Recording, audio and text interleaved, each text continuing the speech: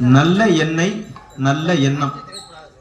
அதுல அந்த திரிய போட்டு ஏத்தனாதான், நல்ல எண்ணத்துல திரிய போட்டு தீபம் ஏத்தனா எப்படி பிரகாசமா இருக்கோ அதே மாதிரி நல்ல எண்ணத்துல நல்ல எண்ணெயில போடும்போது நம்ம வாழ்க்கை எப்படி இருக்கும்? பிரகாசமா இருக்கும். விளக்கு ஏத்தும் போதே அவ என்ன பண்றான்னு தெரியலையேன்னு சொல்லிட்டு ஏத்தனா பிரயோஜனம் இல்லை. இது நடக்குமா? நடக்காது. கேள்வி எப்படி இருக்கணும்னா, நடக்கணும்னு சாமிகிட்ட வேண்டிக்கணும். என் பையன் பாஸ் ஆகிடுவானான்னு கேட்டா எங்க ஆகிடுவான்? 90 50 நம்ம ஒரு 80 மார்க் எடுப்போம்னா 30 தான் எடுப்பான், 40 தான் எடுப்பான். அப்போ புள்ளி வச்சுதான் நம்ம முடிக்கணும். நடக்கணும், கிடைக்கணும் அப்படின்றத அம்பாள். அதனாலதான் சங்கல்பம்னு பேர். இம்முல முடியும். சித்தியர்த்தம் புத்தியர்த்தம் அப்படின்னு அந்த எங்க புள்ளி வைக்கிறோமோ அது பூர்த்தி ஆகுதுன்னு அர்த்தம்.